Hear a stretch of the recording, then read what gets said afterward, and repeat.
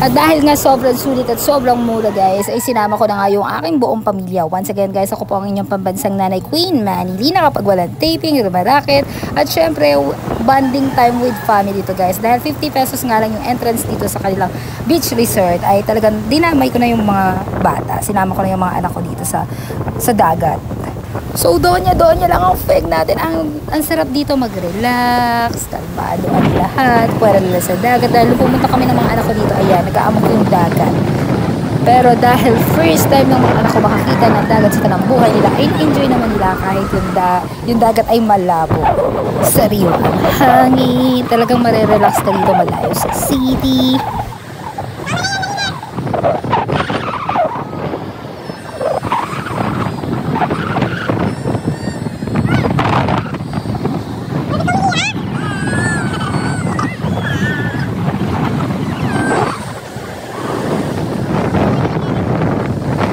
Wrong timing talaga ang pagpunta namin dahil yung dagat habang pumatagal ay lumakas yung alon. Pero kahit malakas ang alon is, syempre andito na tayo kaya i-enjoy natin yan.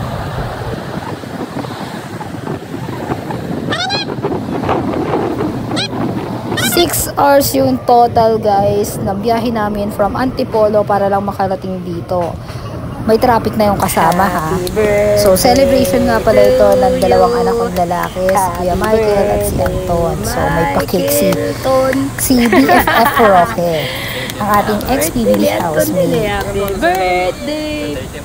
Kaya nga.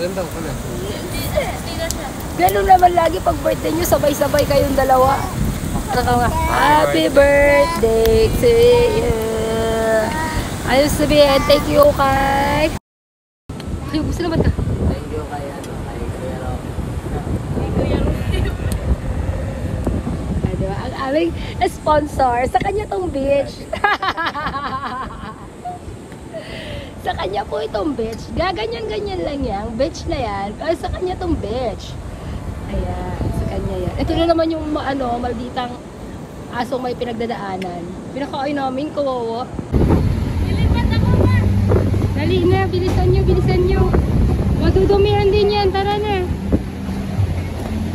At ayan na nga, palakas ang alon at lumalaki na rin ang dagat. Merong, bukod sa amin, meron pang isa na nag-book dito guys, sa maling panahon. Tara. Ito na sila, dali.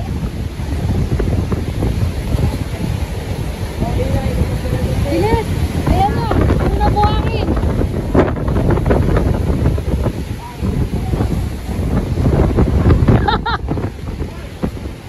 At sinafety na nga namin yung baby namin kasi nga lumalakas na para ng ipo-ipo, may ipo-ipo kaya ayan. For the takbo kami kasi merong sandstorm. Grabe. Syempre dahil malayo sa dagat at walang dagat sa Antipolo kaya susulitin namin to kahit lumakas ang alon. For the human drone tayo dito.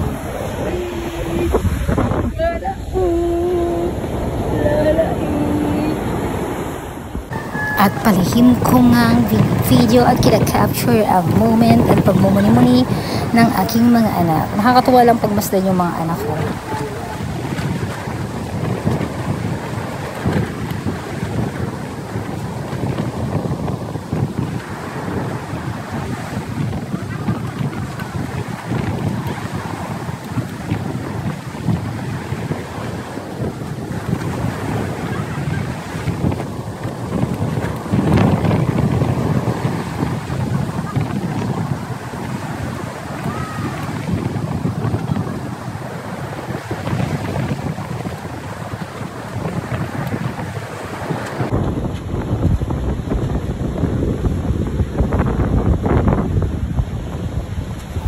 Nakakatuwang pagmasdan yung mga anak ko na syempre pag nasa normal world tayo, sa totoong buhay, sa totoong bahay, sa amin is kanya-kanya kami ng cellphone, ng gadget, busy talaga sa totoong mundo, sa realidad ng buhay. Pero dito kita mo naman para silang bumalik sa pagkabata. Nakakatuwa lang na ang lalaki na nila.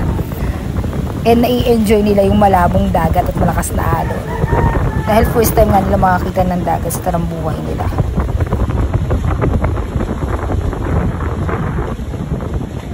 So bestie, ito nga yung beach resort na una namin pinuntahan ng celebrity friends ko with ex-PBB Rocky Coting and ni Eugene. So dito kami nagbanding ng mga friends ko, kaya naman dinala ko mga anak ko sa yun nga lang wrong timing kasi ang labo ng dagat at ang lakas ng alon. Pero na-enjoy naman namin.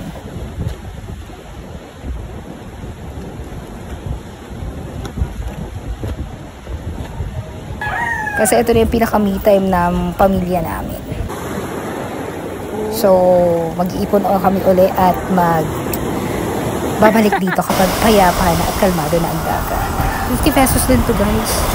May enjoy mo na to sawakan mo mga sa dagat ang lisi.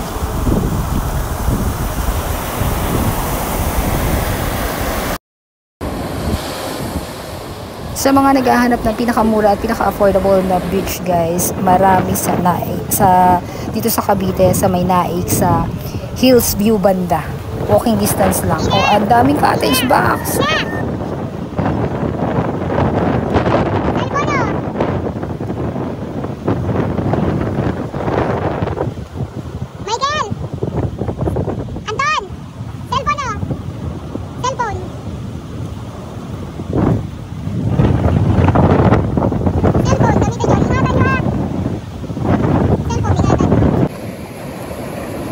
Makatama kayo ha.